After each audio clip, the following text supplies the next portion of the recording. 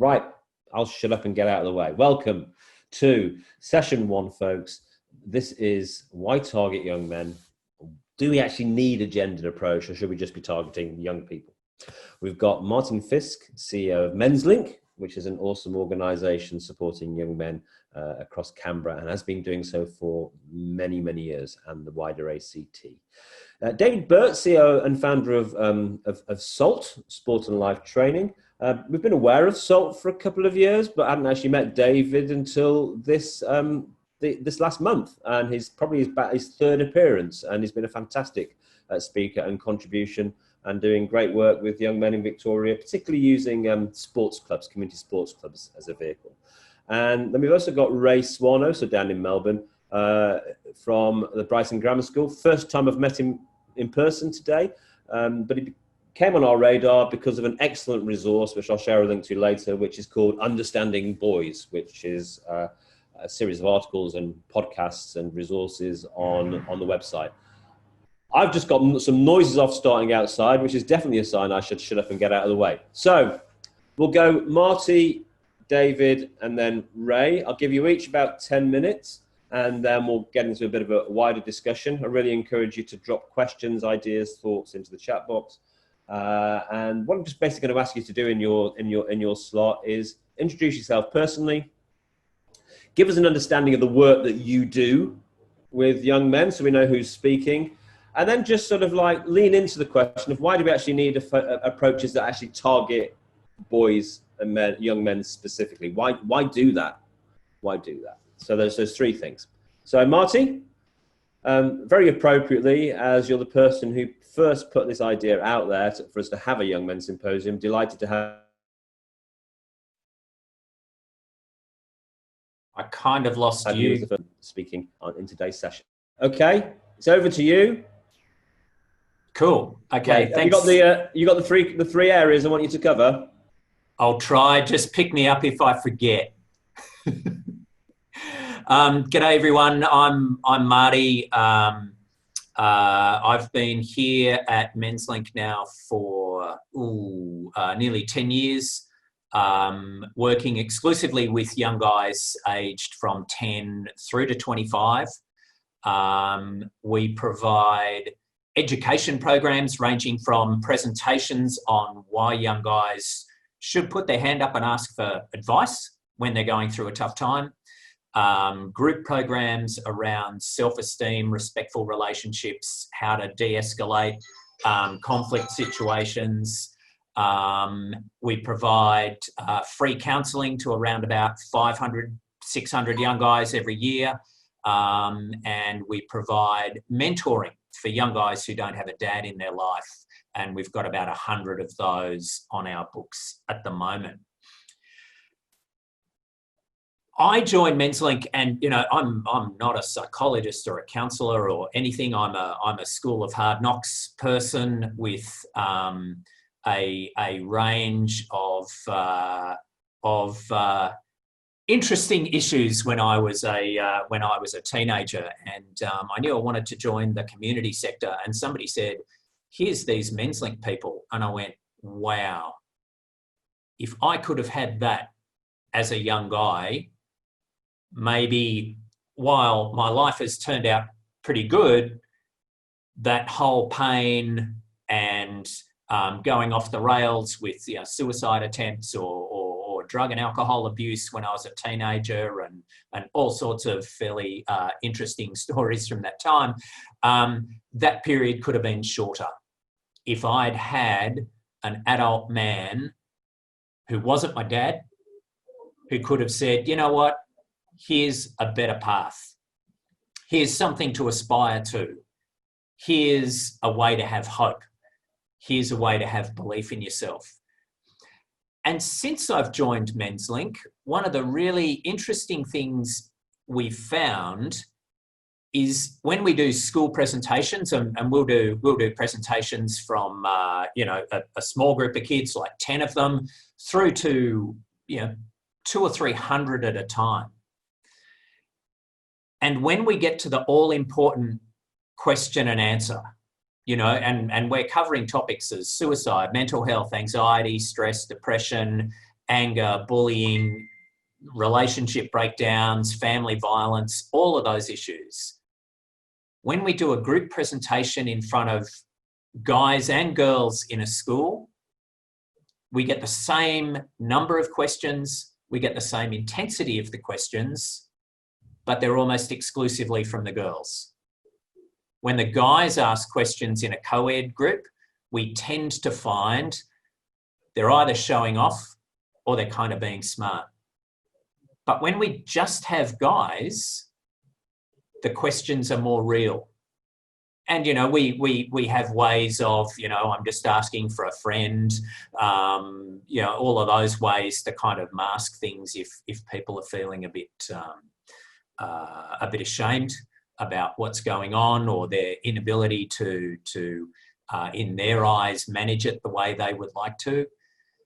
And so that got me thinking that really the gendered approach, whether it's in an education setting or whether it's one-on-one or in small groups, is so important. And particularly, I don't know about the rest of you in Australia, but certainly in Canberra, we know that 90% of all graduates of psychology or counselling degrees are female. I think the ratio of psychologists in schools is even higher. We had one school, since corrected, but at one particular point in time earlier this decade, the only male in that high school from year 7 to year 10, the only male was the principal. Now, who do you go, when do you get to see the principal? Typically when you're in trouble. So we find there's a whole generation of young guys, and actually, you know, speaking of generations, I was certainly like this. Adult men were people to be feared. Adult men were people who would be angry, violent, or disciplinarian, if that's the word, to you. Adult men weren't the sort of people to go, hey, guess what? Here's how to get on in life. I'm here to help. And for Men's Link, I think, in our tiny little way with just, you know, 14 staff and 100 odd volunteers, we're trying to change that dynamic. Now, I was talking to Arian earlier this morning in one of the breakout rooms, and there's a pretty frightening statistic that with teenagers at the last census, between 21 and 24% of those teenagers spent census night with their single mum. Not mum and a stepdad, not mum and dad, but just a single mum. And of those kids, of those teenagers, half of them saw their dad once a month or less. Half of them had no overnight stay with their dad. So we've got this paucity of positive male role models in at least 25% of the population, as well as a view that, as I said, you know, adult men, and, you know, for a lot of our kids, all adult men that they've experienced have been violent or dismissive or, you know, significant drug and alcohol type issues. Or, you know, we've got so many young kids whose dads have unfortunately taken their own lives and they struggle. What am I supposed to be as an adult man? What is an adult man? Is he violent? Is he stoic, doesn't say anything until things get too much and then takes himself out? And we're trying to change that agenda. And I think another friend of mine, and I'll stop rabbiting on in a couple of seconds, but another friend of mine said, you know what, Marty, our Indigenous brothers and sisters have been doing this for tens of thousands of years. Yes, you live in a family, you live in a tribe, you live in a community, but at a point in time, you go off and learn secret men's business or secret women's business.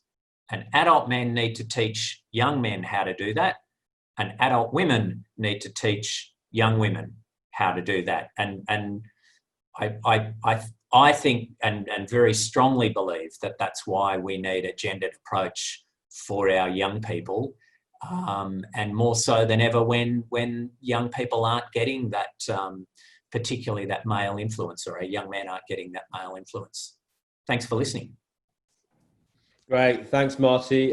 Great introduction. You've opened up a couple of really interesting strands of further exploration potentially there. And I just also want to acknowledge some of our friends who aren't with us, but are certainly part of this conversation.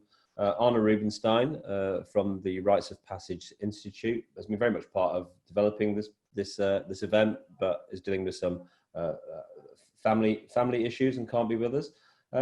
And Andrew Lyons of the Right Journey down in South Australia, that does rites of passage programs through schools around Australia and around the world, and has also, I think, connected with Anna's work as well. So that's certainly actually, and also Dr. Simon Rice at Origin, who's on holiday this week, who's done some research into rites of passage programs in schools. So lots of richness and understanding in our broader network as well about some of the issues that are being raised today, and we'll post some links to that stuff too. But yeah, great start, Marty. A couple of questions popping up in the chat box. Have a look, but also, of course, let's tune in. I can't remember who we said was going next. Was it? Are we coming to? Did we say you, Ray? I think it was David, actually. David, okay, we'll get into David. Sorry, forgive me. It's been a long month, and the caffeine isn't working anymore. So our next guest then is Dave Burt of Sport and Life Training. One of my one of the great things about doing events like this is reconnecting with people that you've known for years. I think I knew Marty before I came to Australia. I think we were first like Facebook friends at least 7 or 8 years ago, and have become real friends in the real world, which is always great to spend time with Marty. Another great thing about doing events like this is you uncover new people. They were there all along, but they become new to you. And Dave Burt is one of those people. Probably my favourite find of this entire summit. Not to build you up too much, Dave, and raise everyone's expectations, but been delightful to have you on the summit a couple of times, and really looking forward to you sharing a bit of your story and telling us about the work that you're doing, and also giving us some thoughts on why you think we need that sort of focus on boys in particular. Dave Burt, SALT, Sport and Life Training, over to you. Thank you. Well, you have built me up too much. And I could have listened to Marty all day. You weren't rabbiting on, Marty. I was scribbling things down and really enjoying what you were having to say. And like you, Glenn, this time of doing these sorts of webinars has just introduced me to a network of people that I didn't know existed. And I'm just so encouraged to hear kindred spirit people all pulling in the same direction, and forever thinking, how can we align what we do? You meet a new person and you get a different slant on how they do things, and think, gosh, I could learn from that. So it's been terrific. So my background, I was talking to Ray. I started out at Brighton Grammar School in 1984 in a boys' school, and Ray, I reckon you'll tell us that it's changed a fair bit since the time that I was there, but back then it was very much about sport and manhood, and gosh, things were different back then. We wore academic gowns, and we were called sir, and we called boys by their surnames only. We were called masters, so it was very gender specific back then. And one thing I learnt, and I was a school teacher for a long time and a sports coach, was that when I watched boys behave, they were at their very best when they were playing sport. So as a coach of footy and cricket teams mainly, if we take Aussie rules as the example, I know that's not your first love, some of you, but they would do anything for you. If you asked them to come off the ground, they'd sprint off the ground to make way for the next boy. If they were 15 metres out from goal, they'll handball sacrificially to the boy who's 5 metres out and give away the goal and the glory that they could have had. They put their body on the line, they'd take a hit for their teammate, experience that physical pain so that their teammate could get away with the ball. These were attributes that we were seeing of dedication and commitment and love for one another. And you ask them to do a 2K time trial, and they'd run till they're ready to vomit. They'd throw themselves across the line, and yet often I'd watch them in class and they'd be disengaged to an extent with education. You know, they might sit in the back row, they might just want to talk or throw a rubber at the kid in the front row, and sometimes they were rude to their teachers, and sometimes they were rude to their parents. And I could see that often they didn't value education or vocation or relationship, these things of life, as much as they did their sport. And back 20 years ago, I used to talk to people and say, can you imagine what our society would be like if we could harness some of this positivity and effort and, you know, the strengths and character that we're seeing of our young men and get them to apply it to the things in life that actually matter more than sport. And so, and again, part of my development was back when I was at Teachers College in those early 80s. My lecturer was a guy called David Parkin, who many of you will know. He's the Carlton Coach of the Century and just a fantastic man who's mixed academic life with sporting life. And he said to us as young phys ed teachers in training, he said, it's not about sport. Your job's not about sport. It's about people. And sport is your vehicle to reach people. And so many years later, after a lot of water under the bridge, I was overseeing the welfare at Eastern Rangers in the TAC Cup, which is a young under-19 competition, aspirational footballers who go into the AFL draft. And I could see firstly that most of them formed their identity around who they were as sports people. And if they didn't go on to become drafted, as most of them didn't, they often fell a large distance because far too much emphasis had been placed on their sporting ability and not enough on actually who they were as people. And yet the sport that they were playing was developing tremendous character traits. You know, I started writing a few courses for these young men, and a few other clubs heard, and I started going into other clubs and doing some things around our healthy masculinity and well-being and mental health, drugs and alcohol, and a range of things. And it grew, and we started sold as a not-for-profit organisation that goes into sporting clubs to deliver a whole range of education courses around developing healthy culture and about taking the principles of sport that I mentioned earlier and applying them to our lives. As well as that, as some of you may know, part of the journey was that I went into 7 clubs after suicides had occurred in the clubs, all men, and in every club that I went to heard the same message, and that was, we never saw it coming.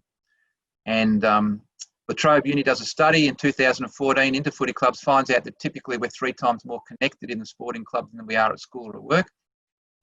We're there because we really love each other. We don't say it, but we show it. And I could see that after the suicides, the clubs were tremendously supportive of one another. There was a lot of love, but it shouldn't have taken a suicide to instigate this sort of connection. And so we started running courses where we would get men, as Marty's talked about, to start connecting at a real level with each other and have those real conversations, which they were absolutely willing to do. And you're absolutely right, Marty. Put a bunch of men and women into the same room, or boys and girls. Men and women aren't so bad, but boys and girls aren't great. And the boys show off and the girls clam up. But go into a group of just men over a certain age. They're a little bit shy to begin with. And they absolutely will start to share, particularly if you find that champion in the room who goes first, and particularly if that person's a leader within that group and sets the example. We find that they are more than willing to talk. I do think we need a gendered approach, and I think we probably all agree that men and women are different, men and women are equal, and yet there's a very clear set of man rules that as we grow up we learn, and if we ask young men what are the man rules, they can reel them off. And so some of those man rules have been good, as we know, and there's a shadow side to most of them, where if we are too committed to the old-fashioned form of masculinity, it comes at a great cost to our mental health. We're overrepresented in every negative statistic around violence and traffic accidents and everything else. And we also know that typically most men don't buy into the old-fashioned hypermasculine model. They don't want to be it, but they're scared to not be it if that's the expectation. So when we started doing work in sporting clubs, we knew that while Off the field, they were terrific. On the field, there was still an emphasis on binge drinking. There was still sexualised language tolerated and promoted among men. There was still this sense that if you had a problem, you didn't talk about it because you would be seen as weak. And these are some of the, among many, masculine concepts that we challenge. We ask, who wrote these rules? Have they been good for us? Where have they left us? In sport, we reevaluate the rules every year. We tweak them to try and make them better, but we just often assume that these rules are set in place. And I think we're now entering an era where, for the first time, we're seeing people challenge those rules and gain acceptance when they are willing to be a little more individual and unique, and reframing what masculinity looks like to cover things like vulnerability and courage to speak up and ask your mate how he's going, and stop your mate going into that room where he's about to use illicit drugs, and a whole range of other things that show the courage in different ways. How am I going for time, Glenn? I've just about had my time. I probably have, but just a topic in which I'm passionate and love to meet people like yourselves in the same space. Great. Thanks, Dave. This gives us a good start. There's more to go, but first we'll move on to Ray Swann, who's deputy head at Brighton Grammar. I just want to say, for background, I mean, I'd love to do more work on boys and education. It's an area that constantly comes up, and people will say, well, why is that a men's health issue? Well, if you just look at educational outcome, full stop, it's very clear that the better your educational outcomes, the better your health outcomes later in life. And generally speaking, every extra year you stay in school beyond a certain age is an extra year of life you will live. Education and health are really, really closely linked. And we know in many ways, boys get worse outcomes than girls. And that gender education gap is part of what feeds into the gender health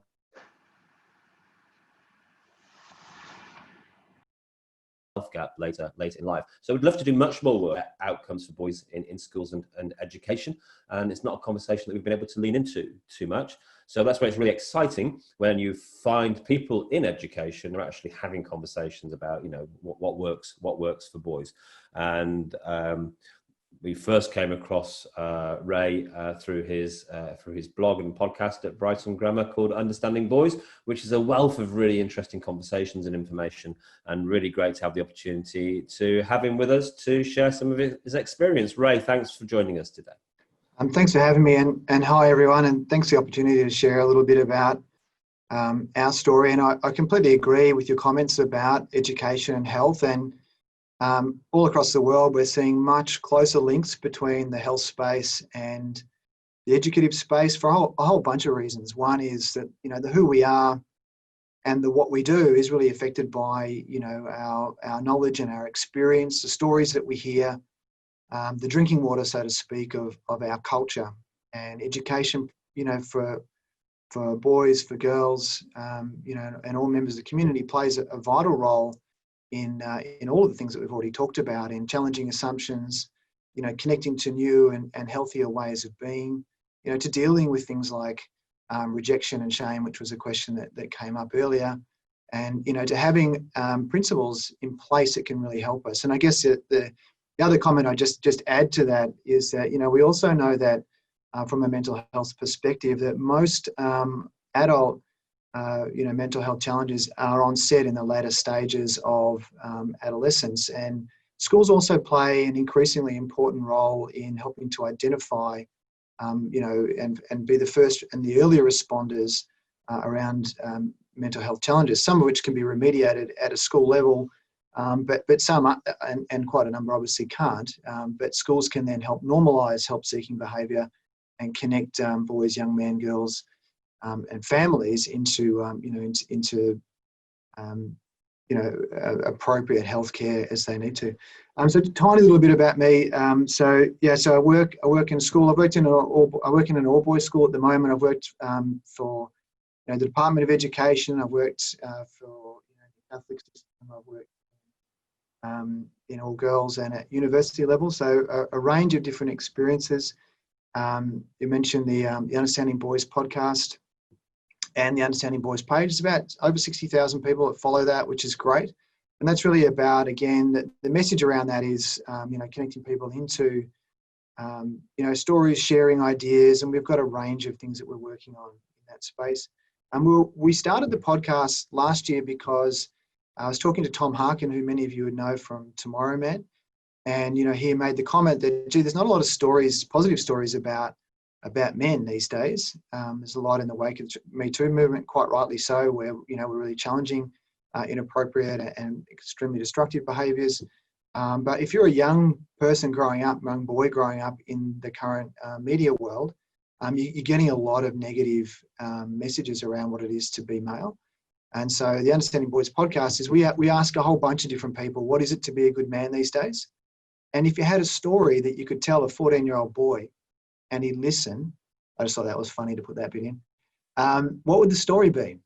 And, we've had all sorts of people, you mentioned Simon Rice earlier, who we're doing some work with Origin, and, Trevor Hendy, and all sorts of really, fascinating people, Lisa McCune, Dana Villa-Broderick, who is a professor of positive psychology at the University of Melbourne. So there's a whole bunch of, people that we're talking to. The last couple of things about me, just by way of connecting in, is that I work as a researcher as well. I've got an honorary appointment at the Royal Melbourne Hospital, and doing some close work with Origin, and probably what I'll talk a little bit about under the question about the work we do, is we're looking to build a framework for positive masculinity, picking up on some of you may have heard of a researcher and psychologist, Matt Engler-Carlson, who's based at Fullerton at the Centre for Men and Boys.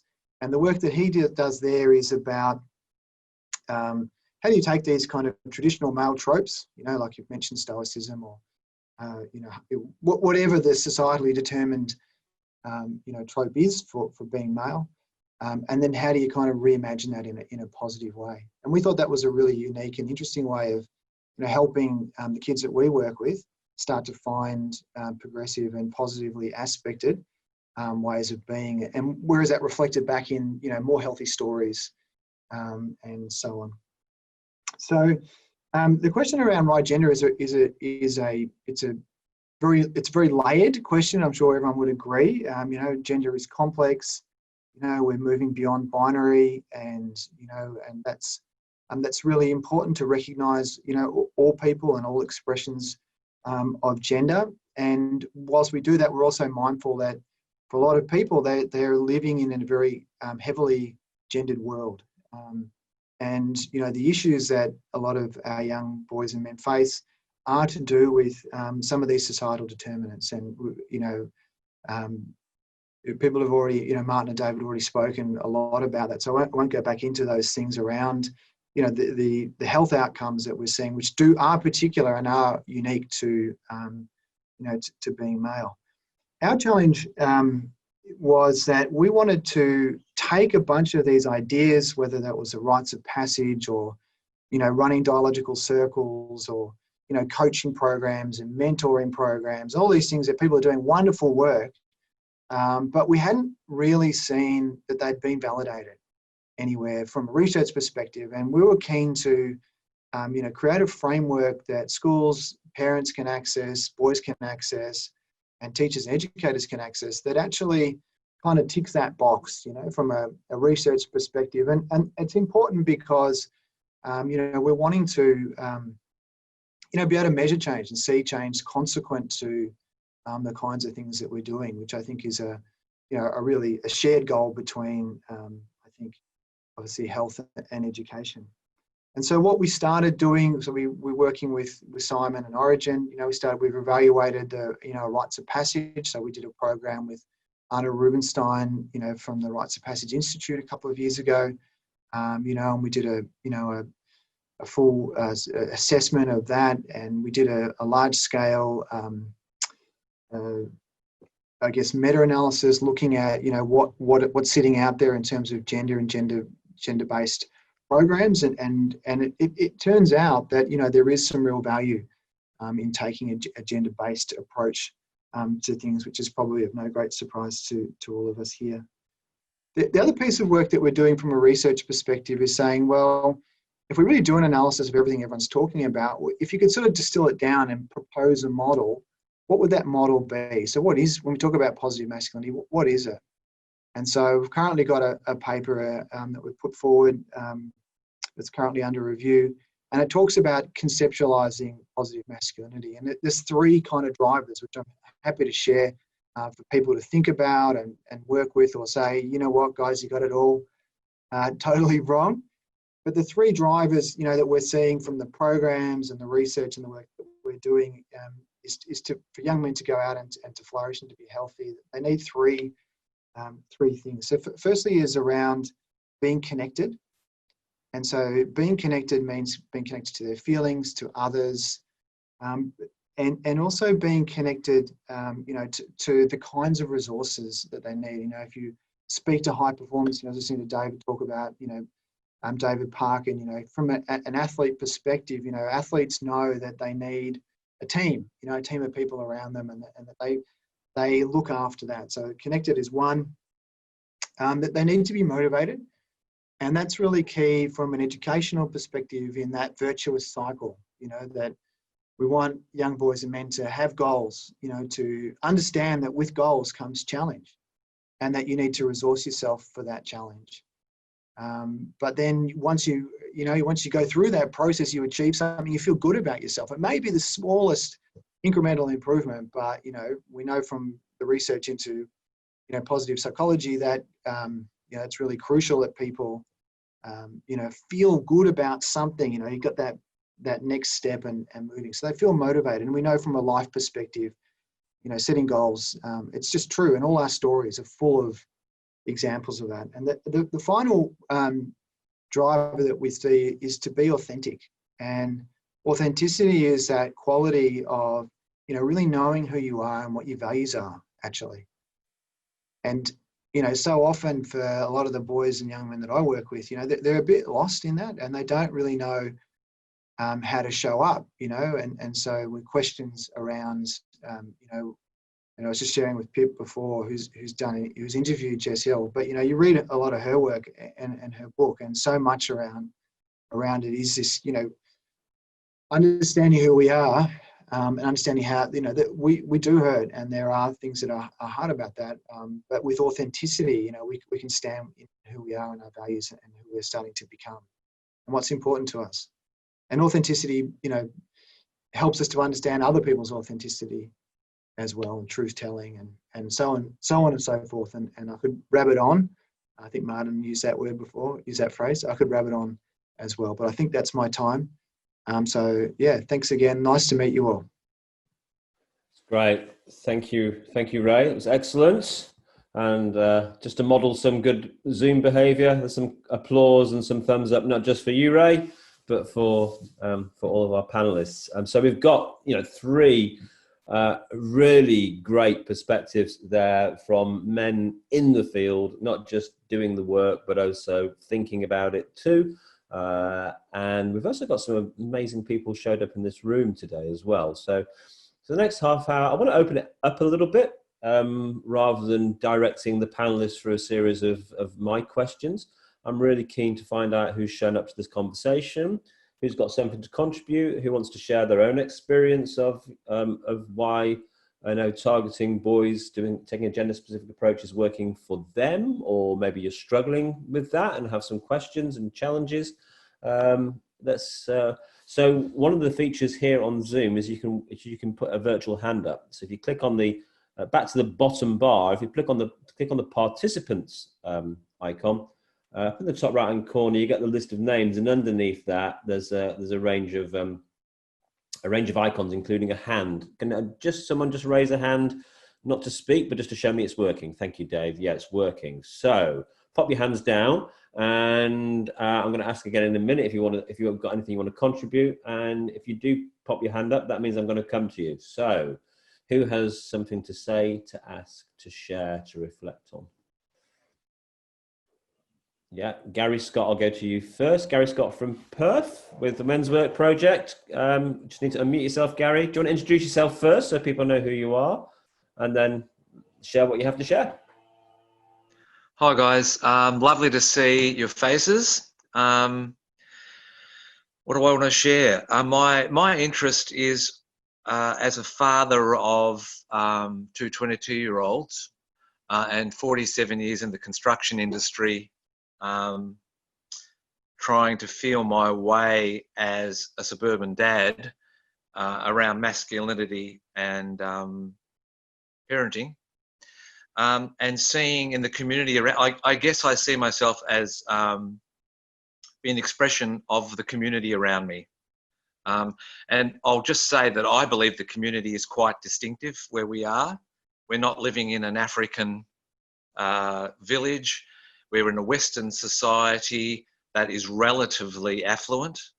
And the way that it's transpired for us is quite often we're prepared to have our children stay at home with us until they're in their mid to late 20s, to enable them to achieve this magic goal of a super high education.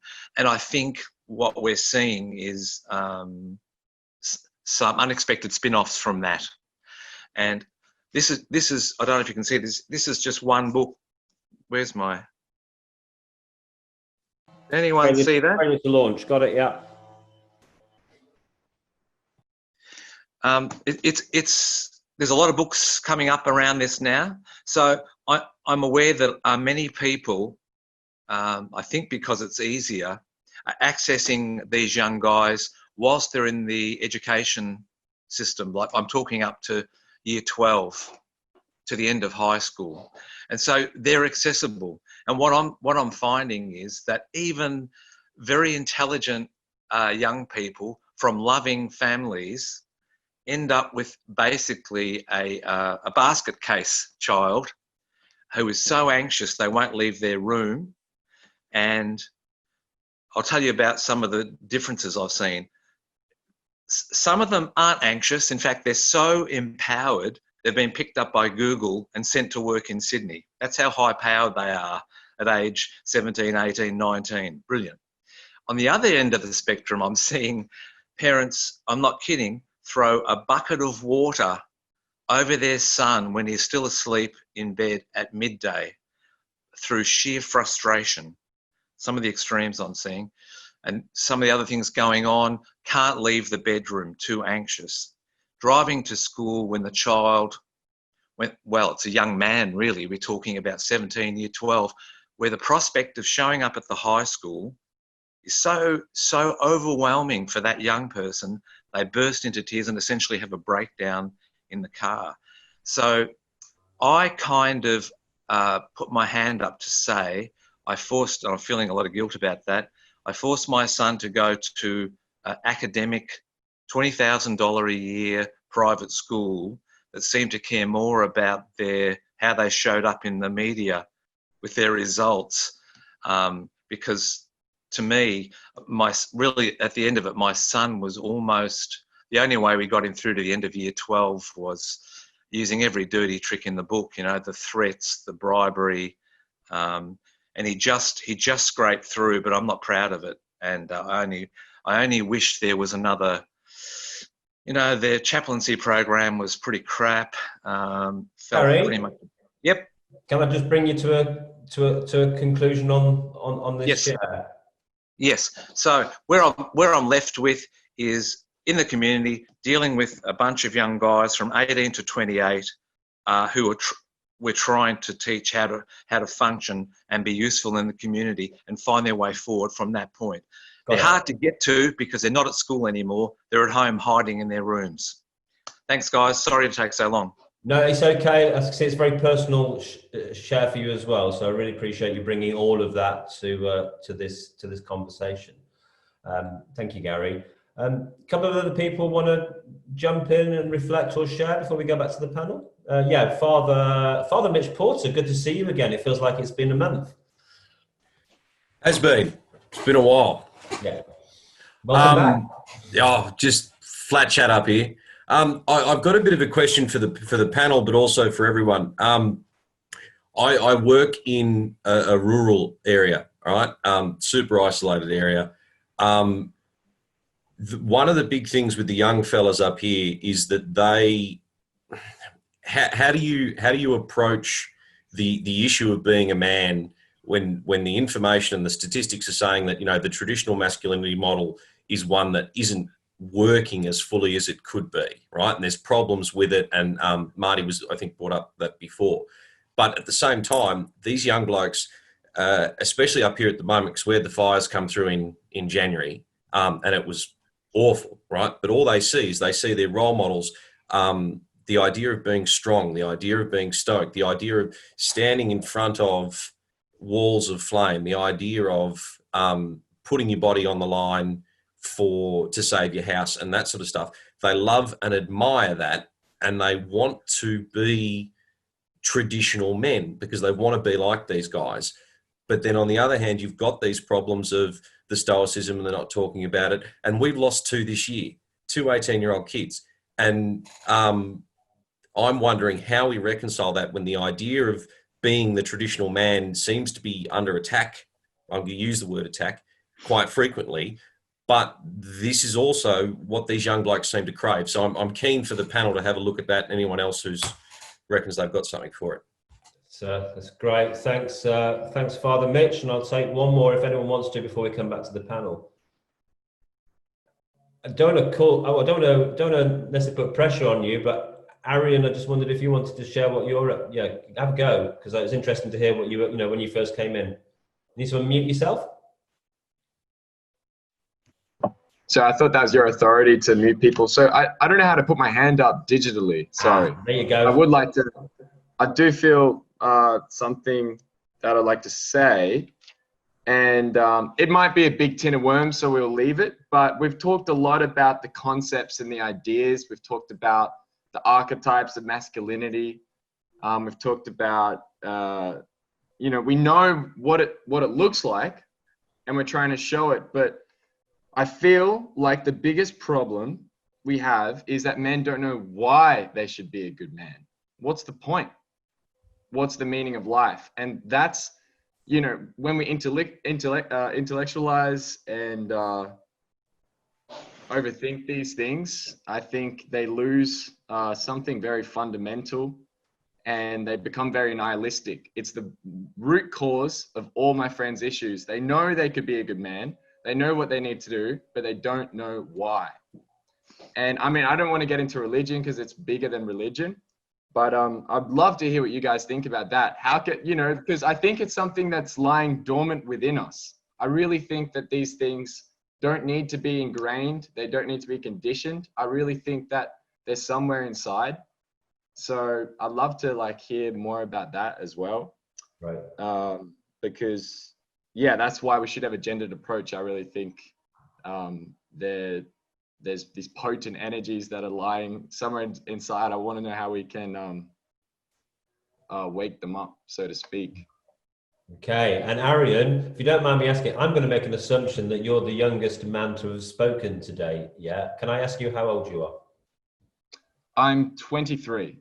Okay, excellent. So you definitely officially fit in the kind of young man category. So we've got the voice of the actual voice of an actual young man as well. So thank you. And I don't mean to feel like I'm taking a poke, because I feel like it's typical of the young man to go and rebel and go away. But I massive respect to everybody as well that's speaking. I feel like I'm walking among giants right here. So watching my steps carefully, trying to show as much respect, because I really do have a lot of respect for the work you're all doing. Thank you, Arian. Yeah, and you're really welcome. Appreciate it. It's great to get your voice and perspective. So I'm going to come back to the panel, and so some quite meaty sort of reflections there. Are we failing? Are kids failing to launch, and is the school system part of that? Are we checking out 18 to 25-year-olds into the adult world without properly preparing them for that world? A world.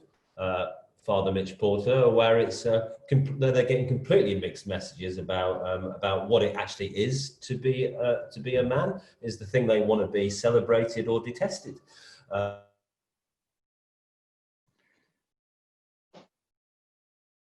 Or is the alternative to keep people actually, as Arian said, the actual potential to be an awesome man and to actually launch into the world, just there dormant inside all those boys and young men. They just actually lack a reason why they should be that in this current society. I hope I've encapsulated sort of like an essence of what the three contributors have said. And Marty, I'll come back to you first. Pick up on any of those threads you want to. Thanks, Glenn. In about 2 minutes, I'll try and cover them all. Arian, you said, why young guys kind of struggling, why to be a good man. And I think firstly, to quote Arnie Rubinstein's really, really good philosophy, he said, the difference between a boy and a man is boy psychology is what's in it for me. A man's psychology moves to how can I contribute to my society, to my family, to my workplace, to my friends, whatever. And, we really believe in that because men build, boys destroy, And so I think one of the things we see that young men are desperate to get is respect. And we show them that respect actually comes from building up. Respect actually comes from getting through problems without pushing them onto other people by violence or leaving this world. And if we can inherently link in these young men's minds respect for being a good man and show them the way, don't just go, oh, well, there you go, wake up tomorrow and follow these rules. If we actually show them the way, as Ray said, give them that hope and motivation, but tell them there'll be challenges. We role play challenges all the time. What happens when there's someone in your face going, bah, bah, bah, bah, bah. How can you be a good man when somebody's in your face? And we show them that. And finally, Mitch, on your comment about being stoic, we do a lot of work with the Canberra Raiders NRL team. And I never forget in a school once, this young kid puts up his hand and he goes, is it okay to be scared? Like, I'm scared. And he asked this question of Josh Papali, who, for those of you who aren't in NRL, he is a prop forward for the Queensland team, the Raiders team. Like, the guy is a machine. And he goes, do you know what? Before every game, we're all scared. Some of us are so scared we're throwing up in the dunnies. But we come together and we still do it. And this kid and the rest of that class just beamed. So in that one little statement, and I retell this story lots, he was able to say that, you know what? You can be stoic for a short amount of time. But actually, you've also got to be vulnerable. It's the light side and the shadow side. And unless you acknowledge both, you're only half the man. And if you try to just be stoic all the time, or if you're vulnerable all the time and never say, you know what, I'm actually going to meet this challenge. I am going to get out of bed tomorrow and I'm going to go and do a really scary thing like front up to Centrelink, or I'm going to ring somebody for a job. Unless you have both of those sides, you're perhaps not living your fullest life. And on that note, I'll leave it to others. That's great, Marty. And just to pick up on one particular aspect of that, I'm really glad you've highlighted the sort of the light and dark of traditional qualities. And I think, often when we simplistically talk around gender stereotypes, we go, right, old-fashioned stereotypes, stoic, independent, strong. Therefore, new way of doing it has to be not stoic, not independent, not strong all the time.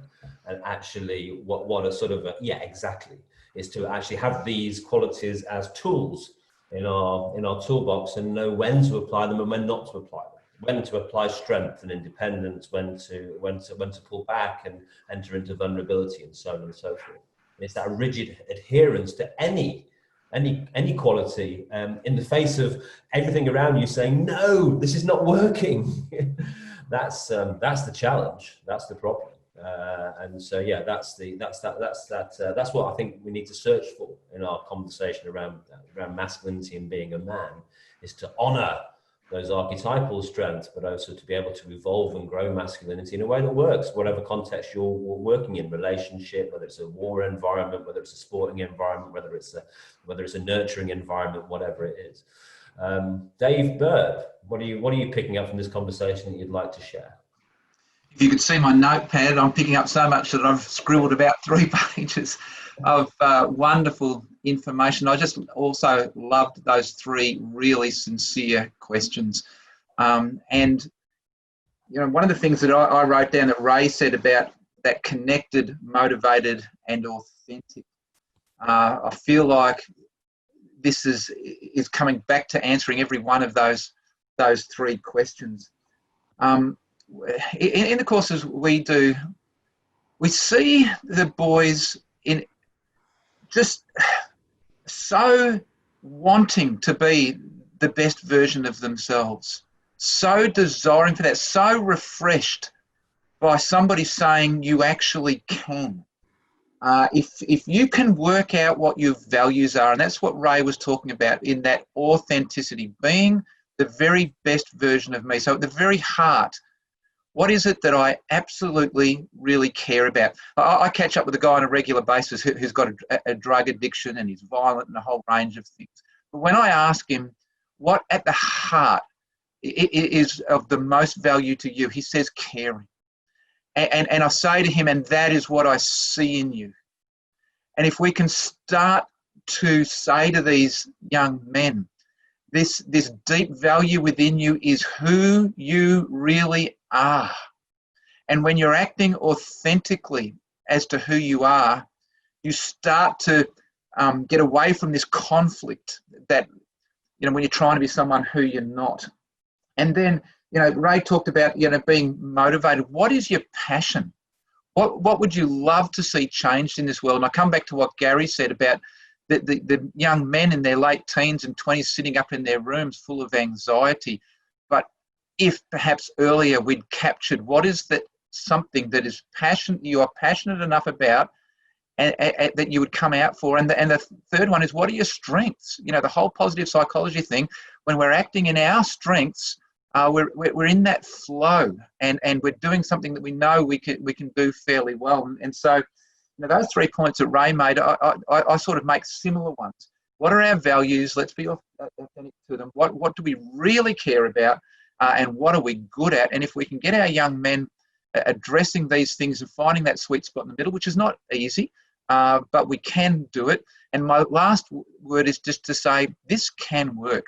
And while we see a lot of men who are failing in this area, I think we're going to see a lot more men succeeding in it in the future because of these very conversations and the freedom that we're giving them now to become, you know, the unique best versions of themselves. I'll leave it there. Great, thanks, Dave. And Ray, I'll just come to you straight away. Yeah, a couple of great questions. One of the things I think, just getting to what you were saying, Mitch, about, you know, the sort of traditional ways of being and, you know, and then what do we do? And we can't do that. What can we do? That's something that I get a lot as well. Because, you know, the culture where I work is very alpha, you know, very sports centric, and, you know, it still has that real drive. And I think the thing that the button, and we can fall really quickly into this kind of paradigm of, you know, binary again. It's like, well, if we don't want you to be too tough, we want you to be more feminine, we want you to cry. And then a lot of guys are like, well, I don't want to do that. Like, you know, it's ridiculous. And you tell me that, but then you tell me that you want me to be resilient. Like, you actually want me to, like, muscle up and get on with things, but then you want me to cry. Like, which one is it? You know, and in a 16-year-old, 15-year-old's head, it's not surprisingly hard to work out. So I think what Glenn was saying about, you know, not being stuck in the rigidity is important. And to me, it speaks a little bit about what are some of the other stories about men that actually might be helpful right now. So maybe being the, you know, and Arian was talking about the archetypes, you know, these kind of patterns of cultural ways of being that we see. So maybe being tough right now isn't the best way to be. What's another way to be? You know, and you know, do you know about Weary Dunlop? You know, the carer, you know, who gave a You know, he'd give his last meal on the Burma Railway to a dying man.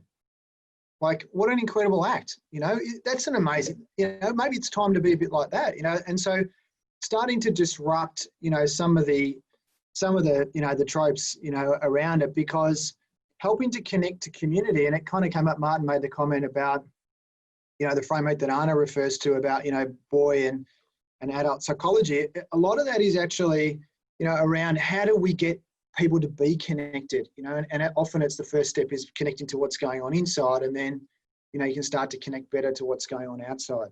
The only other quick thing I'd just say about Arian's question as well,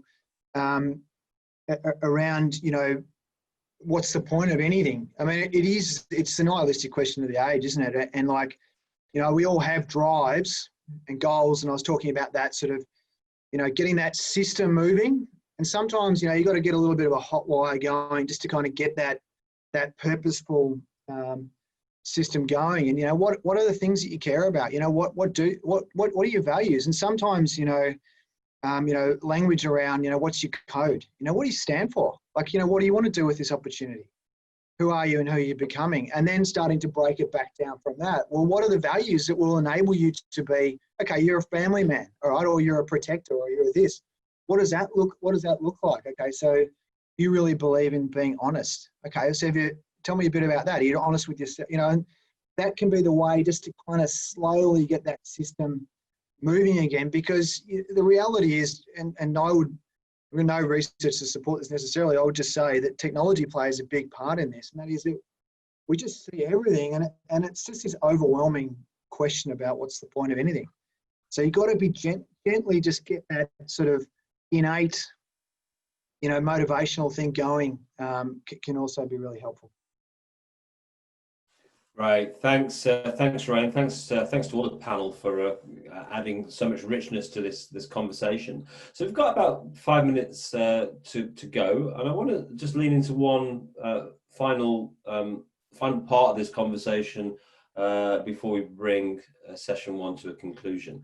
I think we're not going to argue too much, and it wasn't set up to argue too much about whether or not we need approaches that are focused on gender and target men and boys. I mean, obviously in this space, you'd expect us to say yes, and yes again. And really the purpose of this conversation has been to talk about why we need it rather than if we need it. And I think we've had some really good examples of why you just look at the great work that's clearly going on from people in this room to understand there's value in doing that work. One of the questions that springs to mind in most spaces where we work in men's health, but I think particularly in this space, it is the question of who should be doing this work. And right at the very beginning, Martin sort of raised the point around how female-dominated psychology is, in particular, but many of the caring professions.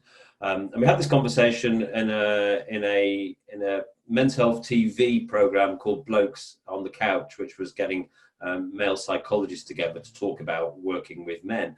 And one of the questions we posed was, you know, well, what do we need to do to get more men in psychology? And, you know, how do you get guys to work at it when you get them in there? And one of the organisations said, look, we don't have any problem getting men to show up to our service. They want it. What we're having difficulty doing is finding enough male clinicians to deliver that service. So it's harder to find male therapists and male practitioners to do the work than it is actually to find men who want to do the work. That was their perspective. Now, one of the things I always say in anything to do with helping men is that it is not something that only men should do. And certainly the evidence suggests that men don't only want to work with men, but there certainly seems to be a case that in some sectors we need more men involved. In the raising of children, Martin, you raised, you know, the fatherlessness issue. We also know that in education, there's more female teachers than male teachers. Tomorrow we're looking at early childhood education, where only 2 or 3% of workers are male. How important is it or not to have? I'm also going to actually highlight that we're going to have Top Blokes Foundation in later, and they've just won an award in our Women Working in Men's Health category for their great team of female mentors working with young boys. But I do want to ask, how important do you think it is for men to have a role in this work, either as fathers or counsellors or teachers or mentors? What are your thoughts on that? Same order, Martin, Dave and Ray. Yeah, I think, Glenn, we believe strongly in the mix of professional expertise and lived experience. Now, that's not the only model, but I do think there is definitely a place for that lived experience, particularly for, in this case, young men who don't have any father figure in their life, or their father figure has rejected them, beaten them, or checked himself out. And I think the same happens with young women as well. You know, when my daughters got to kind of 12 or 13, they searched out my female friends to mentor them, because I can't tell them how to be an adult woman. Like, I don't know what it's like to be an adult woman. I know what it's like to be an adult, but not specifically some of the things that they were seeking, and they sought out their own mentors. So I think there is definitely a place for that lived experience. Great. Thanks, Marty. And Dave? Because our experience is largely in the sporting clubs, and I know not everybody plays sport, but the old idea that it takes a village to raise a child has become more difficult to instigate with the breakdown of some of the units that used to replace the family unit, the playing out in the street, the church, the school, the family. A whole range of institutions are not as influential as they used to be. And one of the interesting things, when you go into a cricket club, the dynamic is quite different to other sporting clubs, because within cricket clubs, you have guys in their 40s, 50s playing with teenagers and young men. And this whole idea, and Marty, I loved what you said earlier about the psychology of a boy and the psychology of a man, that the psychology of a man is how can I contribute? And if we go into a career club and say we expect you to act in a certain way to older men, they just won't. But if we say, I want to talk to you today about the kids coming through the club and the influence that you can have over the 15-year-olds that you're playing cricket with, they absolutely sit to attention, and they have this innate desire to want to be those men and those role models when we position them in that position of responsibility.